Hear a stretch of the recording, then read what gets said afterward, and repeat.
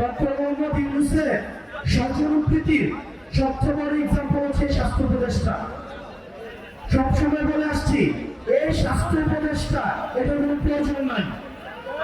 আপনারা দেখছেন আমার কোন ধরনের অ্যাক্টিভিটি? উনি যে বেতনটা নেয়, এই বেতনটা হারাম হবে। আমরা মনে দেশে বাস করি, আপনি রাস্তায় বেরোলে বাসের ট্রাকে চাপা পড়ে মরবেন, আপনি লঞ্চে উঠলে ডুবে মরবেন, কনস্ট্রাকশনের বিল্ডিং এর পাশ দিয়ে উঠলে হাঁটলে ট্রেন চাপা পড়ে মরবেন, আপনার উপরে প্লেন ক্র্যাশ করলে আপনি মারা যাবেন। এগুলোতে যদি মারা না যান, আপনি কোভিডে মারা যাবেন, ডেঙ্গুতে মারা যাবেন, ম্যালেরিয়াতে মারা যাবেন, চিকিৎসার অভাবে মারা যাবেন। একটা রাষ্ট্র ব্যবস্থা আপনাকে নিরাপদ চলাফেরার অধিকার নিশ্চিত করতে পারে না। বাচ্চারা ক্লাস করছে, স্কুলে গিয়েছে, সেখানে হচ্ছে আমাদের দেশের বিমান বাহিনীর বিমান সেখানে প্র্যাকটিস করছে। প্র্যাকটিস মানুষের জীবন, বাংলাদেশের এস্টাবলিশমেন্টের কাছে হচ্ছে প্র্যাকটিসের বিষয়। এই যে অবহেলা, এর ড্রাইভার অবশ্যই এই বাহিনীকে অবশ্যই নিতে হবে। আমরা দেখলাম মাইলস্টোনের বিমান ক্র্যাশ হয়েছে, তারপরে সেখানে শিক্ষকদেরকে এবং শিক্ষার্থীদেরকে ব্যাপকভাবে পিটানো হয়েছে। আমরা দেখলাম প্রশাসন যথাযথ, আমাদের একজন স্বাস্থ্যমন্ত্রী আছে বাংলাদেশে, চিনেন ওনাকে? উনি ডক্টর মোহাম্মদ ইউনূসের ভাই ব্রাদার করে আসছে। ডক্টর মোহাম্মদ ইউনূসের সর্বপ্রীতির সবচেয়ে বড় এক্সাম্পল হচ্ছে স্বাস্থ্য উপদেষ্টা। সবসময় বলে আসছি, এই স্বাস্থ্য উপদেষ্টা এটার কোনো প্রয়োজন নাই। আপনারা দেখছেন আমার কোন ধরনের অ্যাক্টিভিটি? উনি যে বেতনটা নেয়, এই বেতনটা হারাম হবে। উনি যে গাড়িটা চলে সরকারের টাকায়, এটা হচ্ছে জনগণের সাথে বেমানি। এই স্বাস্থ্য উপদেষ্টা এটা কোনো কাজের না, উনি কিচ্ছু বুঝে না। উনি স্বাস্থ্য ব্যবস্থা বুঝে না, উনি চিকিৎসা বুঝে না, উনি ইনস্ট্রুমেন্টাল না, কোনো নলেজ নাই। উনি একমাত্র যোগ্যতা, উনি গ্রামীণ ব্যাংকে ছিল এবং ডক্টর মোহাম্মদ ইউনূসের হচ্ছে খুব কাছের মানুষ, এটাই ওনার যোগ্যতা।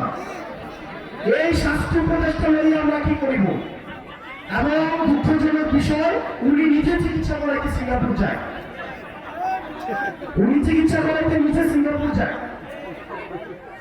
এখন আমরা বললে তো হচ্ছে বিরাট ব্যাপার হয়, আমরা বললে রাগ হয়, রাগ। ওনাকে নিয়ে একটা কথা বলছিলাম, এরপর উনি আর আমাদের সাথে কোনো যোগাযোগ করে না।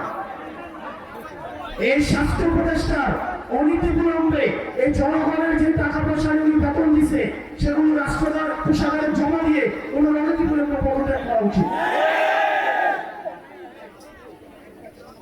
প্রিয় ছাত্রবাসী, আমরা এই ভূত্থানের পরে রাষ্ট্রটাকে ঢেলে সাজাতে চাইছিলাম, কিন্তু দুঃখজনক বিষয়, আমাদের স্বাস্থ্য ব্যবস্থা আগের মতো, আমাদের আইনশৃঙ্খলা ব্যবস্থা আগের মতো।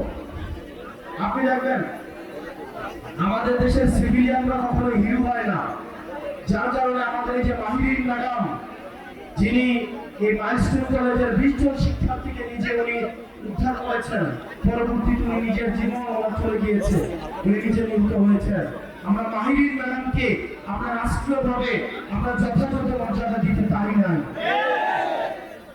এটা আমাদের ব্যর্থতা। এই সরকারের কাছে অনেক প্রত্যাশা ছিল, প্রত্যাশার পাড়ায় দিন দিন কমছে।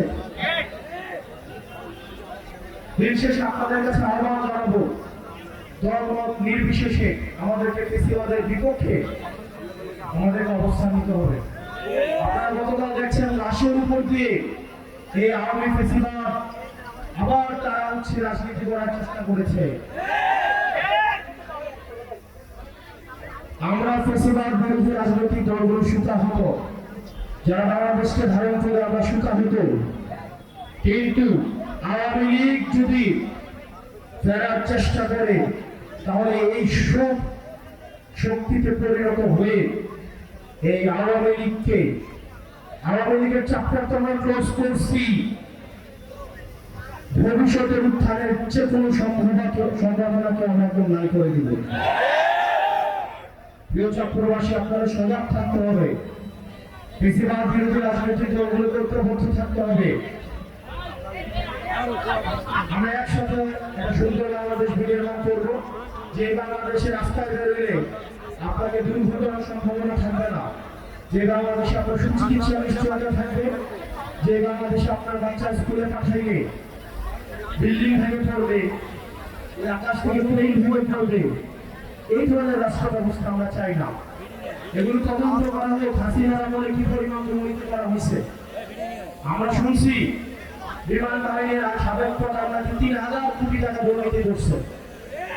এই বিমানগুলো কিন্তু হাসিনার আমলে কেনা।